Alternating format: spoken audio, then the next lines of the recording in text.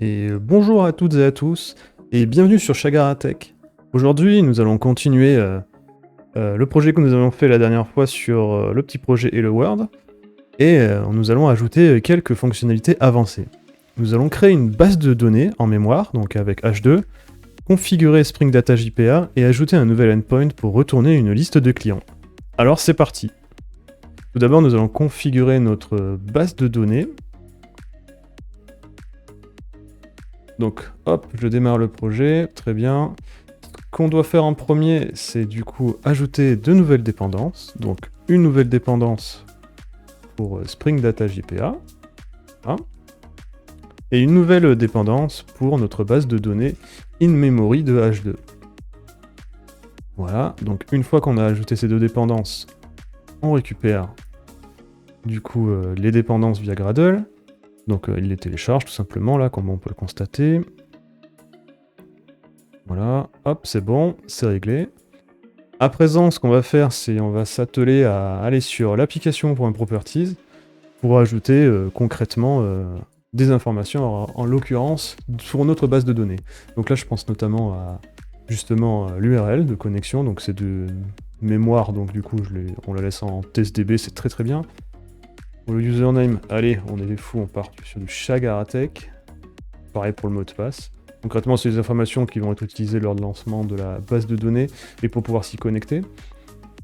Ensuite, ce qu'on va faire, c'est qu'on va créer un script de base, parce que, ok, on a une base de données, c'est bien beau, mais on n'a pas de table, et aussi, on n'a surtout pas de données. Donc, nous, on va partir sur un nouveau fichier, file, voilà. On va l'appeler data.sql, hop. On va créer une table toute simple, qu'on va appeler client, très bien. Donc, avec un ID, un nom et un prénom. Quelque chose de relativement simple. Et surtout, on va ajouter des données ici. Donc on va rajouter 3 données, Dupont Jean, Martin Sophie, Durand Pierre. Parfait. À présent, ce que nous allons faire, c'est créer les entités. Enfin plutôt l'entité en l'occurrence ici, puisqu'on n'en aura qu'une. On va commencer par créer le petit package entity, ici. On va créer notre entité, on va l'appeler client.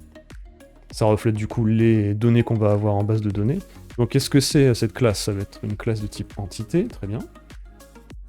Il faut on va lui mettre un identifiant, on va faire les choses bien. Avec stratégie génération type de débrouille en mode auto, c'est très bien. Et là, en l'occurrence, il s'agit de l'ID qu'on a vu tout à l'heure.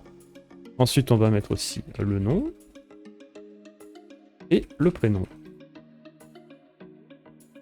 On va aussi faire les assesseurs, donc là, dans IntelliJ, je vous apprends sans doute rien. Si generate getter and setter, on sélectionne tout, paf, c'est parfait, c'est réglé. À présent, nous allons créer le repository. Donc pareil, nouveau package, repository. On va créer du coup l'interface. Donc là, ça sera une interface. Ça s'appellera client repository. Repository. Qui va étendre de JPA repository. Donc on lui passe bien évidemment notre client. Et on lui donne du coup longue. Pour la donnée auto-générée. Ensuite, du coup, on en a terminé pour ça.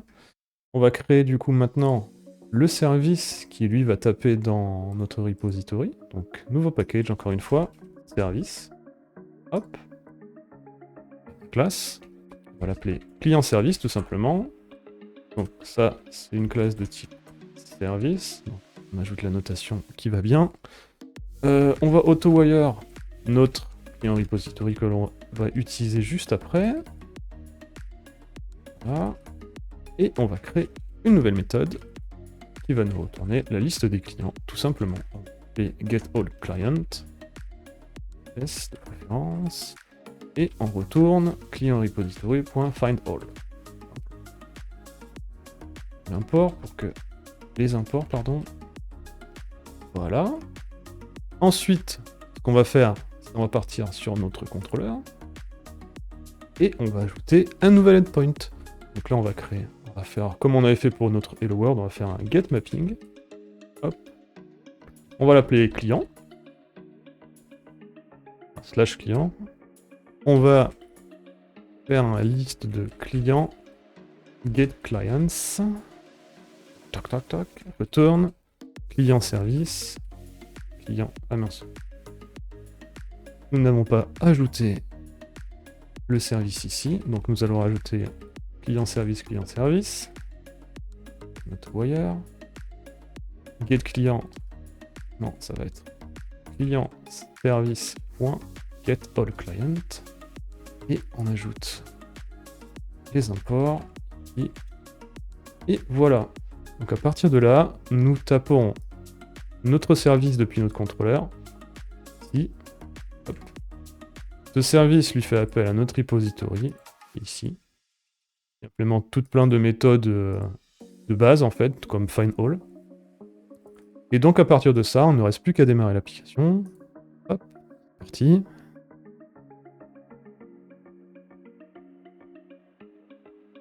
L'application est démarrée. Hop, très bien. Donc déjà, notre hello de la dernière fois, très bien, il fonctionne toujours. Et là, nous avons rajouté client. Hop, très bien. Donc là, ça retourne bien les données que nous avons renseignées dans nos bases de données au travers du script data SQL. Donc là, à partir de là, on peut taper notre base de données et récupérer des informations. Et voilà, c'est aussi simple que ça. Nous avons ajouté une base de données H2 en mémoire, configuré Spring Data JPA, créé une entité et un repository, et ajouté un nouvel endpoint pour retourner une liste de clients. Si vous avez aimé cette vidéo, n'oubliez pas, vous pouvez la liker. J'avoue que ça m'aide pas mal. Et sur ce, je vous dis à la prochaine!